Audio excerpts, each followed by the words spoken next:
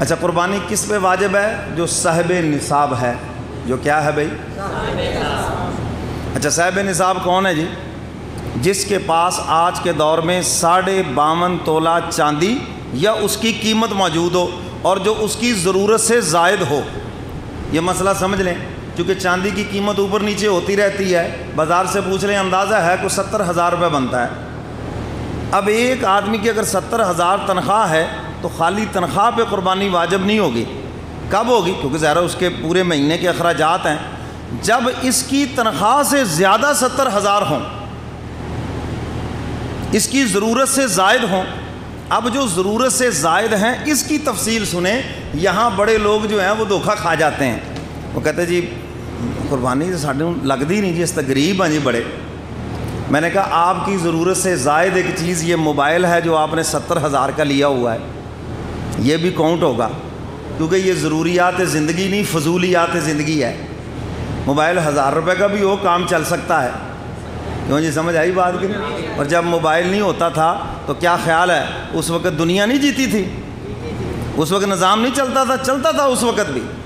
اسی طرح گھر میں فریج رکھی ہوئی ہے، یعنی لگژری زندگی کی جتنی چیزیں ہیں، اے سی لگا ہوا ہے، ایئر کولر ہے، تو یہ ساری چیزیں کاؤنٹ ہوں گی. اور اسی طرح فقہا نے لکھا ہے یہ جو ہمارے کپڑے 3 سوٹ یہ ضروریات زندگی ہیں، اور یہ جو 35 سوٹ ہیں جی، اگر میں آپ سے کہوں کہ سردیوں اور گرمیوں کے مجھے یہیں بیٹھے سوٹوں کی تعداد بتاؤ تو ہو سکتا ہے آپ میں سے اکثر لوگ فیل ہو جائیں. کیوں جی، ایسے ہے یہ نہیں؟ اور ہماری خواتین ماشاءاللہ جب بھی بات کرو جی کپڑے ہی نہیں ہیں، اور گھر میں الماریوں میں کپڑے رکھنے کی جگہ بھی نہیں ہے.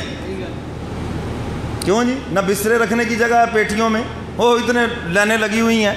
ماں باپ نے دے دیے 20 بسترے، اب 20 بچے ہوں تو جا کر وہ استعمال ہوں. کیوں جی؟ تو بھائی ان پر بھی قربانی واجب ہے. یہ جو سوٹ تم نے 35 بنا، یہ کوئی 200 کا سوٹ آتا ہے؟ فخر سے بتاتے جی 5,000 کا ہے جی، 4,000 کا ہے. ہماری بہنیں بیٹیاں بھی بتاتی ہیں جی 6,000 کا ہے جی، اتنی سلائی لگ گئی. تو 6,000 کے حساب سے 30 سوٹوں کی قیمت تو لگاؤ. سمجھ آ رہی ہے بات؟ تو ان سب پر قربانی واجب ہے. یہ کیا تم نے تماشا بنا رکھا ہے جی ابے دی قربانی دے دو بس ایک کی جی. اگر باپ صاحب حیثیت ہے اس کے ذمے بھی قربانی ہے، بیٹا کاروبار کرتا ہے اس کے ذمے بھی قربانی ہے. اگر آپ نے اپنے بچوں کے نام پلاٹ لگوا دیے ہیں تو ان کے ذمے بھی قربانی ہے. اگر آپ نے اپنی بچی کے لیے سونا خرید کے رکھا ہوا ہے تو اس کے ذمے بھی قربانی ہے. اور بیگم صاحبہ ان کے پاس زیورات ہیں تو اس کے ذمے بھی قربانی ہے.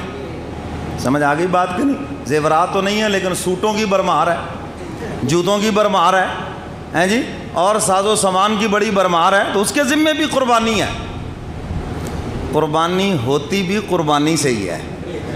سمجھ آئی کہ نہیں؟ تو اس لیے میرے محترم سامعین، آج کل تو حصہ ڈالنا بڑا آسان ہے.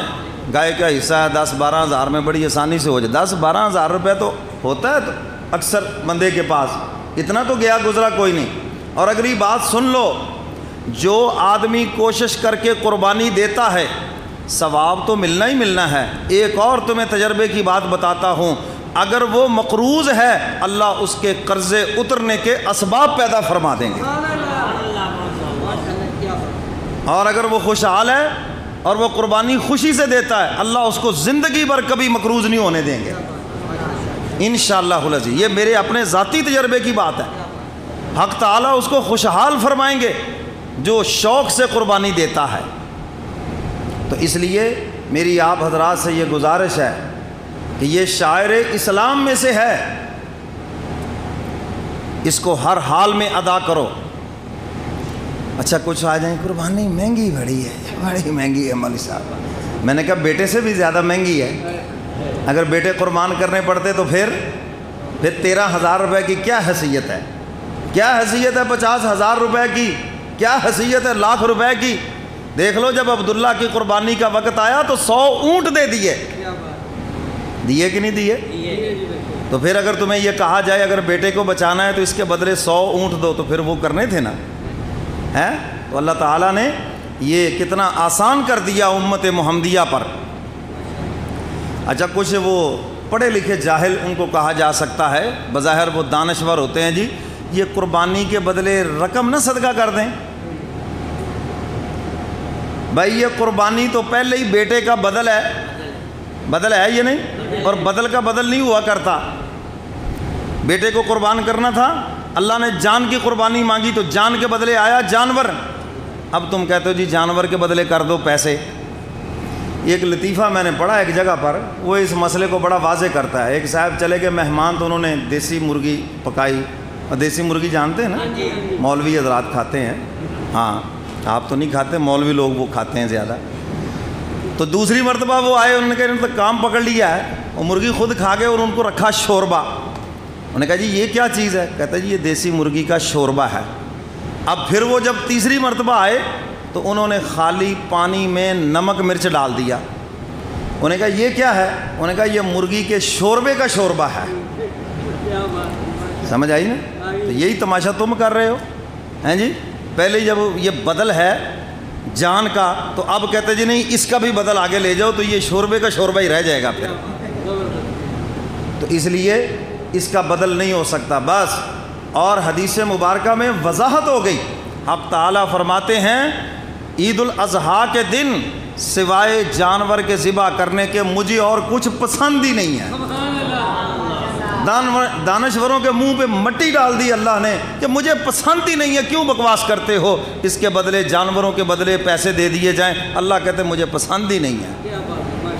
کیوں جی سمجھ آ گئی بات؟ میں اس دن صرف جانور کا خون بہانا مجھے پسند ہے بس۔ ہم تو وہ دیکھیں گے ہمارے رب کو کیا پسند ہے، ہم نہیں دیکھیں گے دنیا والوں کو کیا پسند ہے، ان دانشوروں کو کیا پسند ہے، یہ نام نہاد مذہبی سکالروں کو کیا پسند ہے۔